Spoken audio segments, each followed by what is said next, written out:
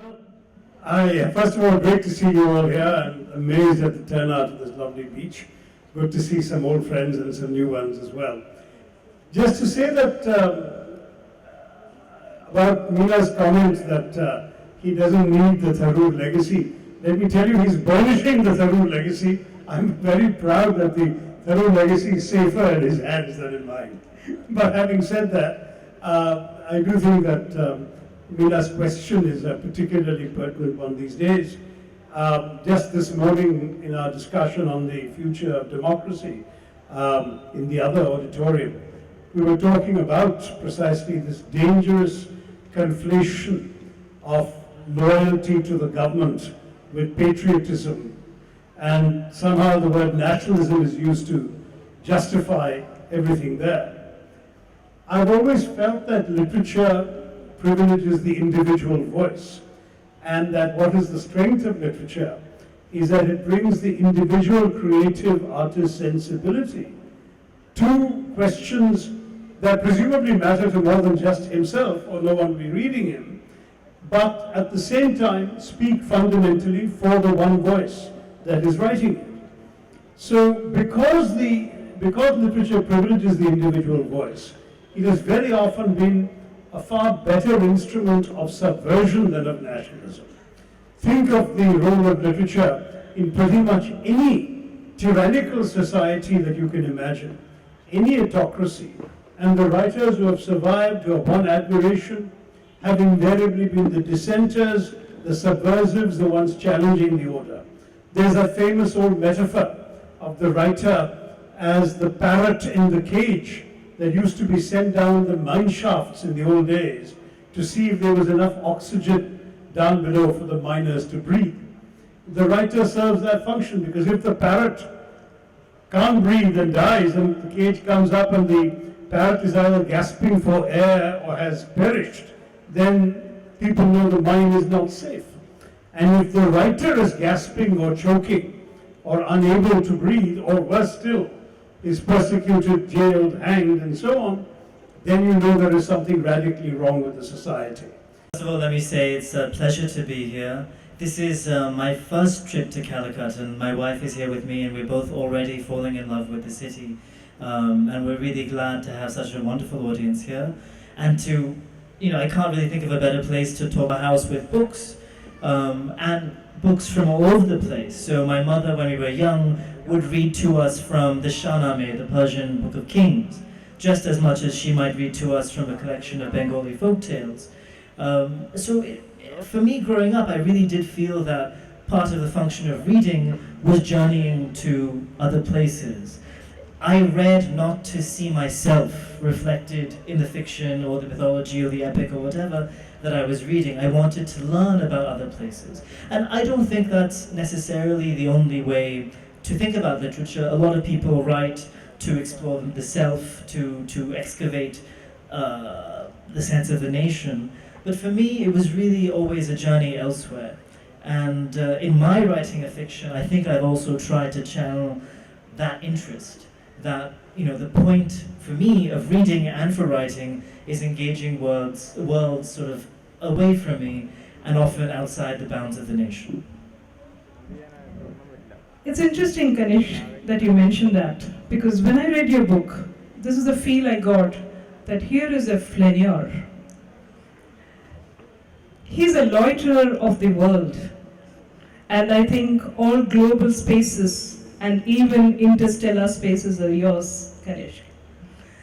But what is very interesting about your writing is, you're still very rooted in the national, right? You don't want to float free of the national. While Kanishka's writing, in a sense, is post-national. Would you like to respond to that? You're totally correct, because I think Kanishk is in fact writing very much a 21st century sense about refugees fleeing an unnamed Middle Eastern country and taking refuge in an unnamed Scandinavian country. Now, each of these show that the author is transcending the concerns of time, of space, of geography, and of allegiance, except perhaps to the allegiance that he has to the written word and to the word as an instrument of conveying something really valuable about the human condition. Whereas in my case, I have written almost entirely and exclusively. See our, our own, the Persian tales, for example, our own Katha Sagar. So many stories, so many narrative traditions reflected in your stories.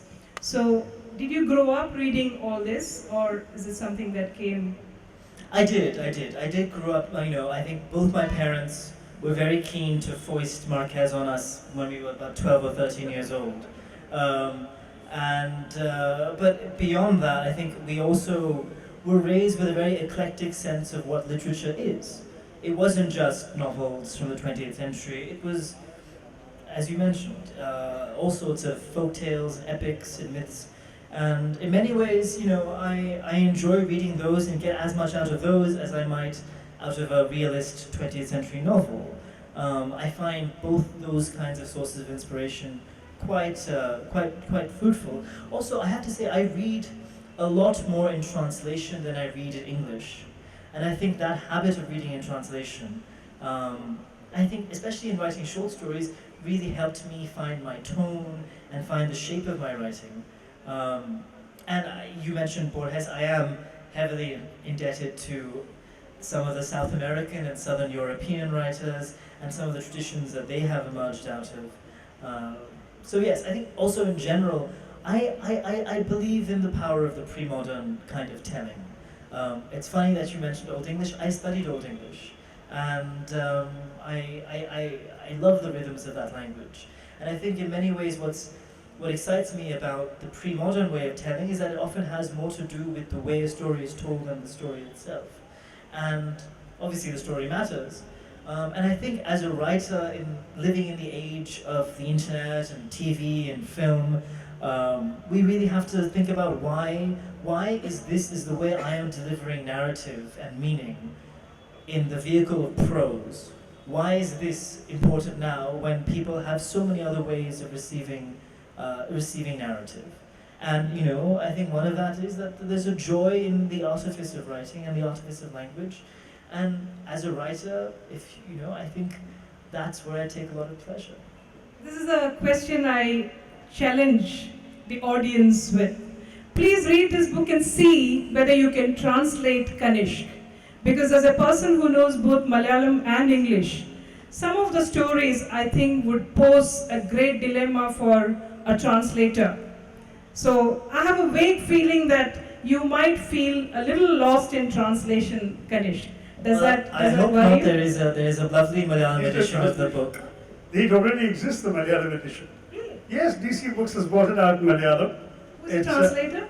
I don't know. Kanish, did you remember the name of the translator? Is the translator here? No.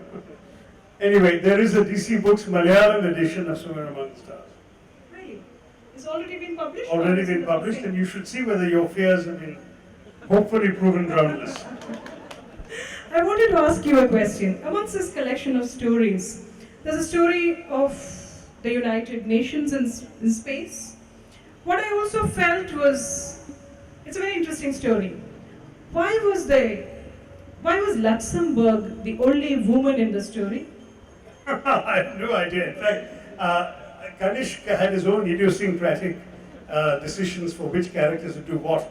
And, in my pedantic diplomatic way, when he sent me the manuscript, I made some silly comments like, Japan wouldn't do that, or Liechtenstein wouldn't do that, or whatever. And he cheerfully ignored them all and did his own thing. You'd have to ask the author. All the countries of the world are men. Luxembourg is the only country which is a woman. I was shocked by that. There are, to be fair, there are a few other women in the story. Botswana is a woman, and Panama is a woman as well. But generally, there are fewer female ambassadors than us. I remember when Madeleine Albright was ambassador to the UN, she used to have a lunch group of 8, because of the 192 countries, there were only 8 women ambassadors. So he wasn't totally off in skewing the balance, to be realistic. But on translation, I should tell you one very interesting experience I had is that my novel, The Great Indian Novel, when it came out, as you know, the title was not only a play on the whole idea of the great Indian novel or the great American novel, all of those conceits that exist in literature. It was also because the novel reinvents the Mahabharata as a satirical tale of 20th century India, Maha being great and Bharata being India, the great Indian novel was an allusion to Mahabharata. Now, obviously, in all the translations into Western languages, that was completely lost. Because in English, you could say the great Indian novel was both the great Indian novel and the novel of Great India, if you want. Whereas in French or Spanish or whatever, it was just a literal translation with the great modifying India, and that was that. In Malayalam, I thought they did a very clever translation of the title.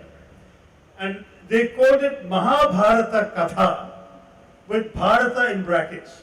Mahabharata Katha, which I thought was incredibly clever because they conveyed simultaneously, there is not a literal translation of Mahabharata, as why is there this funny bracket, why is there Katha at the end, and the way in which I thought it was rendered, it conveyed some of the hinted playfulness that the book obviously promises within. Which is the story you like best in this collection? It gets very difficult because, whenever I'm asked about which of my books I like best and so on, I always respond, that's like asking a father which of his children he likes the best, because you really do put all of yourself into everything you write.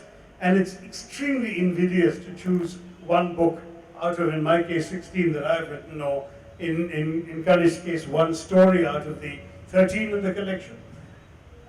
I thought each of them, and I did read them at the time that he first finished writing them, so I also read them over a period of time.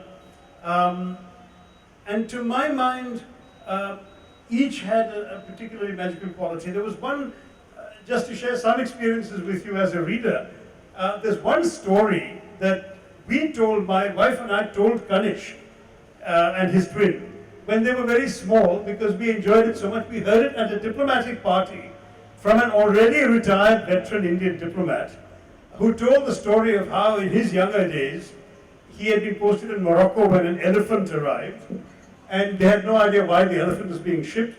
It turned out that 6 years previously the princess of Morocco had seen a picture of an elephant at the Indian embassy and asked for one. And of course the government had worked its usually efficient way and sent the elephant 6 years later, by which time the princess had forgotten the request. All the embassy staff had been changed.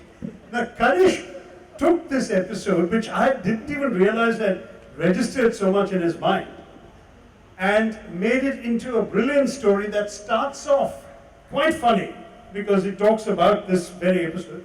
And then from this fact-based anecdote, he actually moved it into a larger philosophical meditation about the displaced elephant, the mahout, the entire... I don't want to spoil it for you, but it's an example of how you see a story evolve from what was little more than living room chatter. So that was one example, something I liked very much. And another story, early in my life, in fact, first 11 years of my working life, I worked for refugees. And there's a particular story here about a refugee that, to my mind, is one of the most brilliant things I've ever read. Incredibly poignant, moving, profound, wise beyond his years, etc. I know I'm a father, so I should stop. But I just want to say that it's called, they kept fiddling with the title, it's called The Fall of an Eyelash, I think. The Fall of an Eyelash, which I certainly, the title story, Swimmer Among the Stars, and the first story, Elephant at Sea, would be the ones that I would probably... Yes, a story about the elephant. I think Malayalis would love that story. So picturesque, you could even have a cinema based on it. Well, one coda to the story my father just told about the elephant story is that when I had a book launch in Delhi last year, I was amazed to find a woman in the audience who, it turned out, was the daughter of the Indian ambassador to Morocco at the time, and had read my story and had found in my story elements that she felt described her life and her father's life perfectly.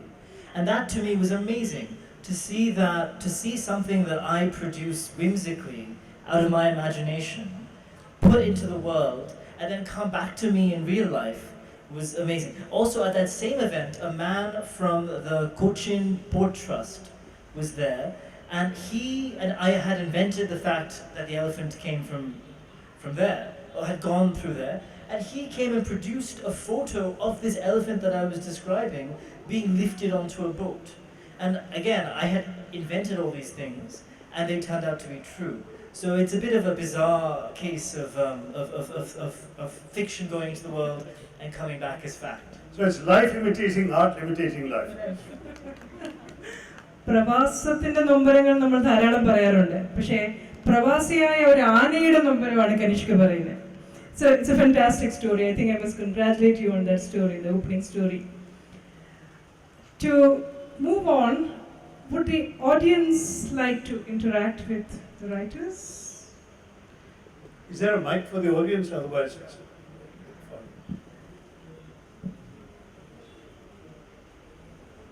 we haven't left them stupefied. You know, there's a hand in the middle there. Aruk, are you on show? Not really.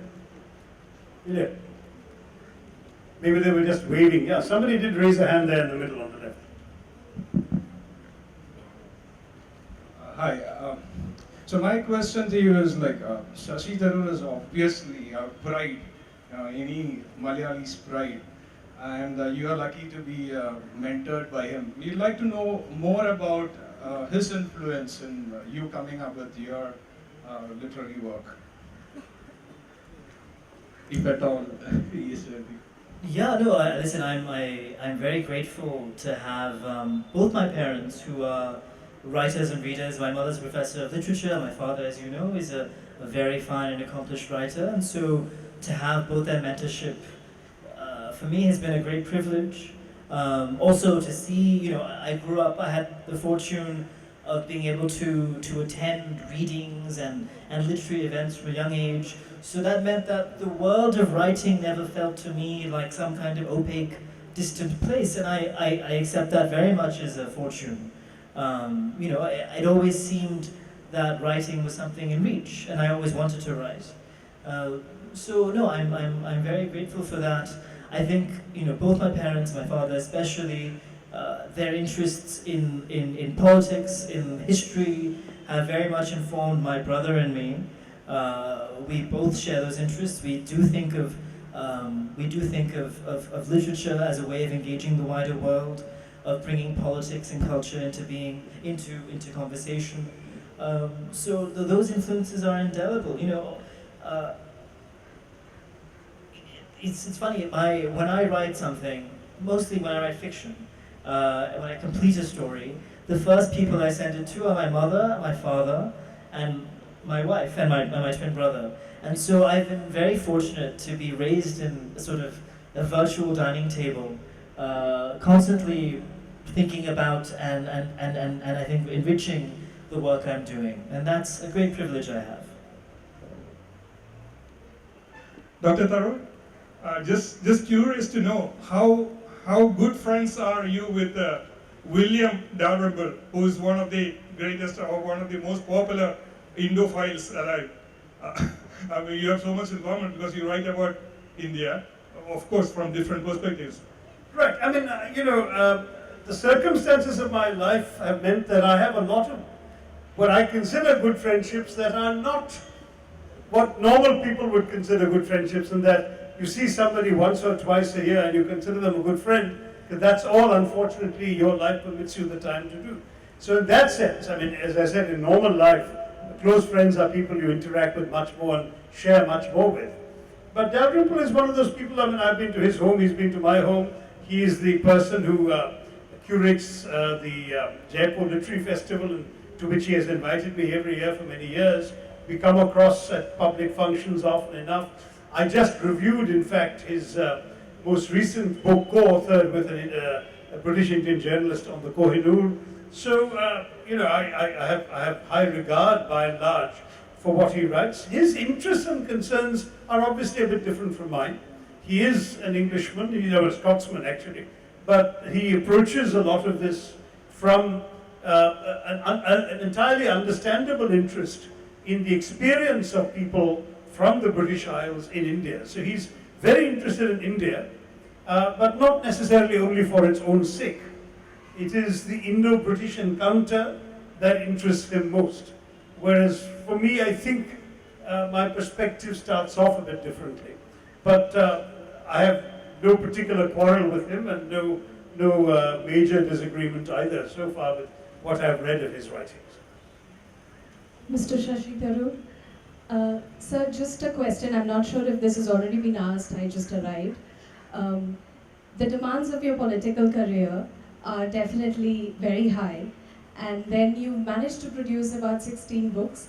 How do you manage the two, and what is your writing pattern, if there's one? Well, the demands of my political career certainly are extremely high. While I'm enjoying being with you on the beach at Kozhikode, there is a voice that says, I should be in Thiruvananthapuram, because that's normally where I go every weekend when Parliament is in session. I should not be devoting a parliamentary weekend to another place, so that's inevitably, unfortunately, always there. But having said that, I always joke that you can only say, it's difficult to find time if you've lost it in the first place. If you try not to lose time, you won't need to find time, because you will squeeze time out of the 24 hours God has given you. I'm afraid there are always choices to be made. If you are going to do a full-time job and also write, then it comes at the expense often of entertainment, of friendships, of travel, of watching cricket, which is my obsession otherwise, of reading as many books or novels as I might enjoy reading. Many of those things are put aside so I can be at the computer hammering away, and that's inevitable. To live is to choose. Every day you're choosing to do one thing and not another. So there's no point in then lamenting how much time you've had or not. I wrote when I was working at the UN. Initially my life at the UN was reasonably orderly, in that I went off to office at 8:30 in the morning and came back at 6:30 or something, and then I had the rest of the evening free, and I had weekends free. But as my career advanced, even that stopped being true, because with more responsibility comes more interruptions, more social obligations in the evenings, more official travel, more things that interrupt you. I mean, one of the reasons that perhaps I haven't written as much or as well as I could have is because my life has always taken precedence, my working life. And certainly, though 4 of my first 5 books were fiction, I have not written any fiction since 2001, because I've been working in professions that have demanded my time colossally, morning and night. And fiction, the creation of fiction is not as interruptible as the creation of non-fiction. You're writing an essay or even a chapter of a non-fiction book, you can interrupt it, go off and look at Bosnia or handle political problems or attend parliament or whatever, come back weeks later, reread what you've written, pick up the threads and carry on with the argument. Whereas in fiction, you have to build up a make-believe world, a glass palace, to borrow Amitabh Ghosh's phrase, and that palace of illusions is one in which the characters, episodes, snatches of dialogue, issues and concerns have to be as real to you as those in your everyday life. Now, if that's interrupted and frequently interrupted, that glass palace shatters, because you can no longer sustain that other world in your head. You need not just time, but a space inside your head. And that is what my working life has deprived me of for the creation of fiction. That was a question on time. We have a question on scopophilia. That is to you, Kanishk. Some US authors said that all fiction writers keep a hidden camera inside them to peep into the vast expanse of human life. That is why the same author says fiction writers are peeping toms at the keyhole of eternity. My question to Kanishk is whether writers are so voyeuristic. I think some writers definitely are, but it varies. I think, I also, when I go about my day-to-day life, I am constantly absorbing details and noticing things.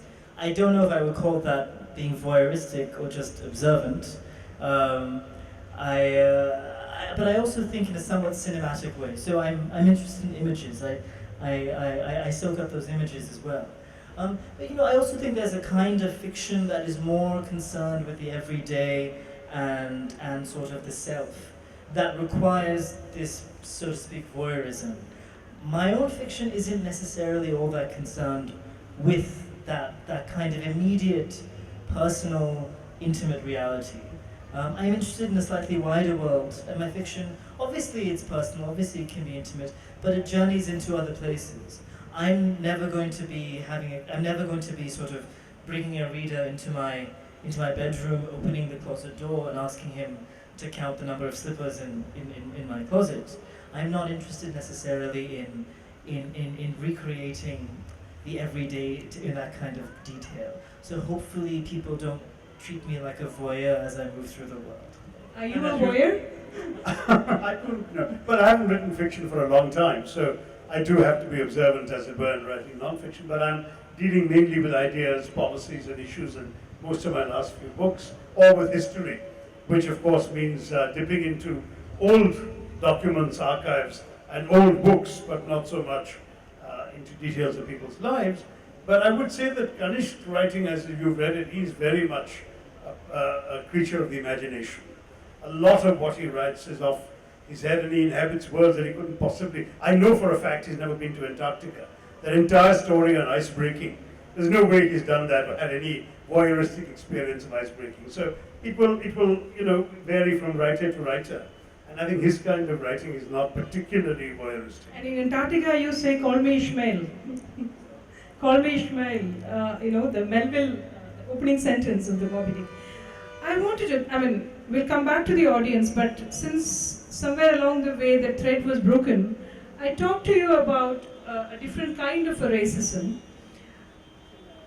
When you speak about a colonial amnesia, an imperial amnesia, should we also not be talking about a post-colonial amnesia where we have forgotten our own histories and we have failed to take stock of the colonizations that were so native to our country? There were different kinds of colonizations. Yeah, that certainly could be argued. I'm no great expert on all of this, and certainly I would not pretend, for example, to have anything like the understanding of what we've done to our Adivasi people, for example, ourselves, in a process that arguably began with the British, but perhaps has accelerated since independence. If that's what you mean, have I got your question right? Arguably, yes, but there are people around. Rango has written about it. Nandini Sundar just has a book out quite recently on this. There are activists in our society who are throwing the light on every one of our issues. It's difficult to hide issues in this country because we have a thriving democracy and we do have people who are prepared to examine all sorts of things that others may want to brush under the carpet. So in Britain too, I'm not pretending that none of this is available. Of course it is if you get to university level. If you are studying at SOAS or LSE or whatever, you can certainly have access to scholars who are working in this field and study this field and so on. I'm referring to the general public, the average school system, the high schoolers and so on, maybe even sort of most undergraduates who don't focus history, they won't have an awareness of it. Similarly in India, those who care can find out about anything, in my view. But it seems that generally speaking, we offer a fairly limited palette of colors for the national sort of paintings to be drawn, to be painted as it were. Any other questions from the audience?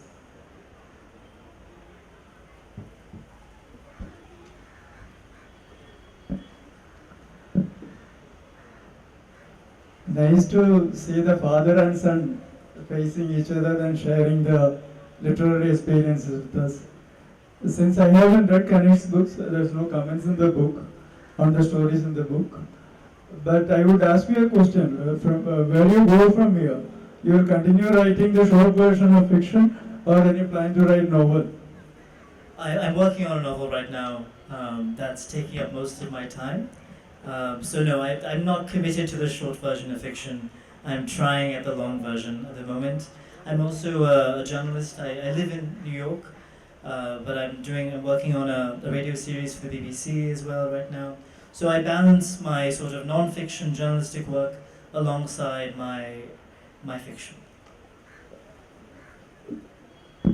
Sir, I don't know whether my question has already been posed by Madam, but my concern is that, of course, your question to the British was so popular, it was viral and things like that. We fully endorse the kind of commitment and rigor that was involved in that question. But my concern is that we as a state, we couldn't ask mercy to the the people of Sri Lanka, or as a government, we couldn't atone to the feelings of the people of Gujarat or the people of Punjab. So how do you look at these recent historical wrongs that we committed to our own people? So I think we have to do that question first before we asking bigger question to the faraway people. Why before? Historically, those were before. So I think what the British did come first. There's one major difference, I would argue. All of these were hotly contested at the time within India. I'm strongly in favor, for example, of those who were in power during the Sikh riots in 1984, begging pardon from or apologizing to the Sikh people and the victims generally, as well as to India as a whole, because the idea of India was violated in those horrendous acts of violence. I obviously think that those who were in power in Gujarat in 2002 owe an apology and an accounting. If they claim no direct culpability, at the very least they should apologize that these things happened on their watch. No question about it. When you get to Punjab, which I assume you mean the Khalistani insurrection, it is much more ambiguous. You have people taking up arms against the lawfully constituted state. What do you expect the state to do? I mean, I am not in favor of the invasion of the Golden Temple. I think, however, that the matter should have been nipped in the bud much earlier. I would be in favor of an action 2 years earlier, at the time that DIG Atwal was shot in the back in 1982. But as far as I'm concerned, you can't equate all of these things. We are now a free country and a democracy. Everyone is free to advocate their political points of view, to challenge the state through constitutional legal means. But those who pick up the gun are prepared to kill, must be prepared to die. You live by the gun, you die by the gun. I'm sorry, I have no sympathy for the Khalistanis or for Mr. Burhan Wani, because they died since they chose that particular method.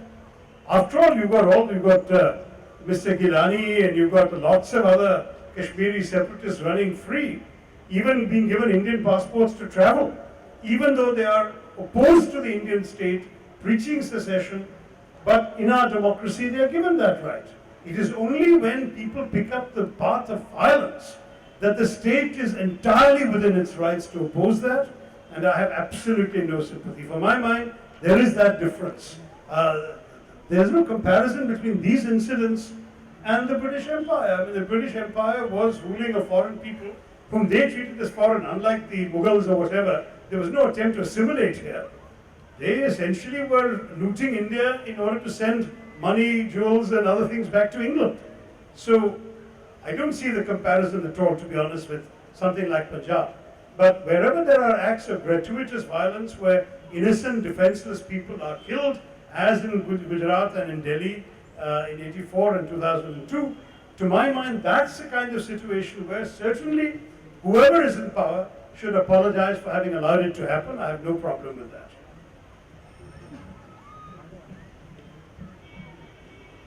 Hello.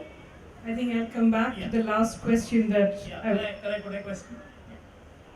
Basically, I'm a college professor. I have done my doctoral work in Shashi Tharoor's fiction and non-fiction. My topic was the concept of the nation. Now, my question to Kanishk, in your father's work, you've come across, even in a fiction and non-fiction, in any other writing, the flame of India comes up very much, right? Did India inspire you at any point of time, or are you going to come up with anything on India in the near future? Some of my stories have to do with Indian subjects or set in India. I actually, in my fiction, I'm not necessarily trying to represent an authentic self. That is to say, I'm not trying to present who I am in my fiction. And often I'm more interested in the places my imagination takes me. Now that includes India and Indian stories and Indian history, and certainly those themes are there in my stories, and they will continue to be. But at the moment, I do not live in India most of the year. I'm here quite often, but I'm not here most of the time. And to write about India would be I think, at a certain level, presumptuous on my part as somebody who's not living. I don't want to be the kind of writer living in diaspora, writing about India from abroad. That's not who I want to be. When I write about India, both in my journalism and in my fiction, it would be not just to represent India to a Western audience, but it would be hopefully for it to be meaningful to Indians as well. So at the moment, as somebody living abroad and engaging with certain other subjects, no, I have to confess that India isn't the central occupation of my fiction. It is definitely an occupation of my fiction. I would just also, to add on to the question that my father answered at the risk of dissent, I do think one of the amazing and very detailed accomplishments of his book is showing the very expansive way in which what empire represented in the 19th century India was the arrival of a kind of mechanized, bureaucratized nation state. And that really what he shows is that what distinguishes India before the British and after the British is the arrival of the nation state. So I do think there is a contiguity between some of the questions that you have tackled about what the Brits did in India, and also obviously with the post-independence history of the country. Yeah, I don't disagree with that. I don't disagree with that, that in fact the continuity is quite remarkable, because as you all know, I mean, I think B.R.P. Bhaskar alluded to this in the morning session on democracy. The Indian state did continue the British state to a very great extent. I mean, the ICS became the IAS in effect, and striking thing about the army was that those Indians who had taken up arms against the British, those INA fighters, with Subhash Chandra Bose for example, were never readmitted into the Indian army. They were kept out. The Royal Navy mutineers were never brought back into the Royal Navy, into the Indian Navy. So there was very much a sense that you have betrayed your employer, betrayed your salt, you might do so again, rather than a sense of nationalism triumphing over these state structures. So the continuity is undeniable, it was very much there, and I don't disagree with Kanishk on that.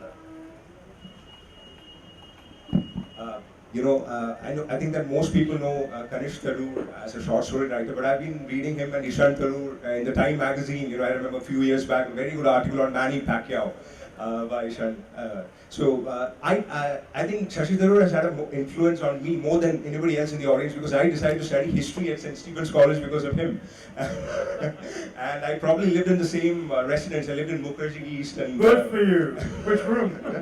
I think it was 5B, I don't know, it was in the ground floor. I don't know, did you live there? I don't know. But I would have discussions about you with Dr. Baker, David Baker, and he would tell me the kind of things that you would do in your, in college. So my question is, you started off as a historian, you were trained as a historian, but you went on to become a diplomat, you did your PhD for reasons of state, and I've been following your work for a while. I've read India Shastra, The Elephant, the Tiger and the Cell Phone, and great Indian novel, Bookless in Baghdad. So you were sort of compelled to come back to being a historian, like I mean, all of us saw the video, it went viral. So you were in a way compelled to come back to it. You're a reluctant historian in a way, I guess. So how does it feel to, do you feel it's come back full circle, your life as a historian, and so how does it feel to be a historian once again?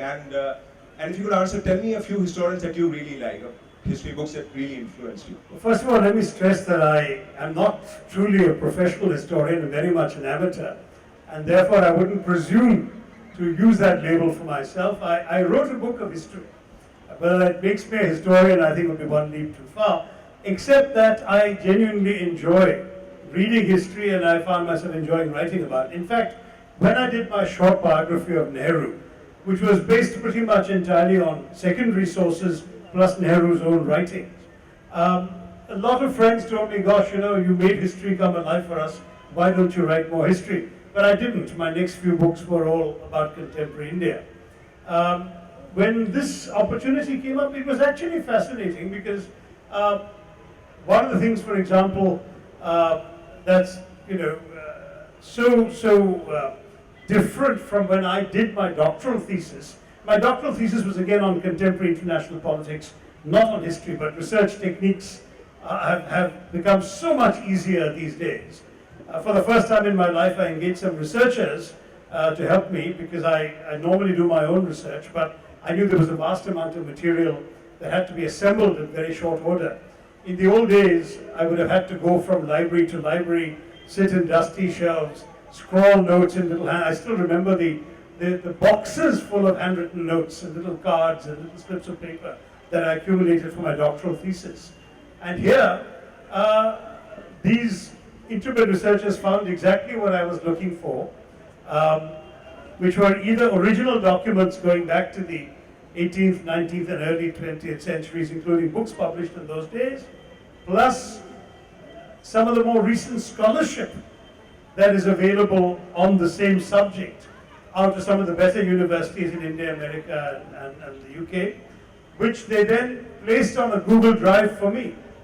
So I was literally able to have thousands of pages of material accessible to me to go through on my own laptop, which in the old days would have taken me years to assemble and would have taken me much, much greater time to actually put together in the days before word processing. So I found that in some ways it was a breeze by comparison with what I had remembered and expected. The challenge of assembling material, looking at original sources.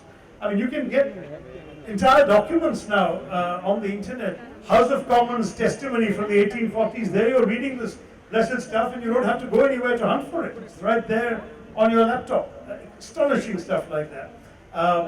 And I found therefore, and of course books published right in the 18th century onwards, you can get them on the computer without actually having to go and get special permission to touch their yellowing pages or brittle pages. So it's astonishing. For me, those things were fascinating. And I felt that had I more time, and I don't just mean publisher's deadline, which in any case I exceeded, but more time in terms of that which is available to me given my own commitments as a politician, as an MP and so on, that I might have written an even more voluminous book because it's so easy to lay your hands on the material you want. That I think would be the one insight I came away with. But I did enjoy writing it, and I may not be totally averse to writing about history or some aspect of history in future, except I do want to point out this book is less a work of history than a work of historical argument. It is not written as a narrative, it is written as an argument. It starts off saying, this is what the Brits did, this is what they claim, debunk, this is what they claim, debunk, this is what other books have been claiming, why they're wrong. It's very much a debate in a book form, rather than a straightforward history. We come to the last part of this discussion. We are at a literature festival and one of the biggest literary events in Kerala today. At a time when we are debating the boundaries between the literary and the non-literary, at a time when we continue to speak about the death of the author and the birth of the reader, two authors sitting on the left and right of me, very much alive and kicking, right? What is the role of literature today? That is the final question, and the final, the parting shot can be yours, Kanishk. Well, I think very simply it's to take you out of yourself. That's how I feel literature, really serves me, and that's what I hope literature, my writing does for others. And I think it's very easy in the age we live in, with social media and the obsession with sort of refracting yourself through the prism of these new technologies, to be a little bit obsessed with yourself and a bit obsessed with constructing yourself. So I would say very simply that the role of literature is to build and sustain a world outside of yourself to dwell in. I go one step slightly further. I think it's to both entertain and edify. Molière was asked about the role of theatre. And he said, le devoir de la comédie est de corriger les hommes en les divertissant. The duty of comedy, by which he meant theatre, is to correct human beings, to educate them in other words, while diverting them. So to my mind, literature, fiction of any sort, serves that purpose. It offers diversion. It offers, as Kani said, to transport you beyond yourself, your own world, your own geography, your own concerns, your own experiences, to somebody else's, or to several somebody else's if you're reading a collection of short stories like his. And at the same time, it should educate you in some way. I don't really see the point of writing things that ultimately leave you feeling you've gained nothing from the experience of spending a few hours with a book. There has to be something that changes in the reader's mind. Otherwise, I would not find it worth writing, and I hope that others would not either. So the only reason I try and avoid quote-unquote junk fiction is precisely this. It doesn't add to the sum total of learning. So yes, to entertain as well as to edify, to educate as well as to divert, these are the sorts of things that I think fiction, I literature think does. we'll end on that note, and these are two writers who are doing that with elan. What a wonderful afternoon. Thank you, Sri Shashi Tharoor, and thank you. Thanks for your great questions, Meena.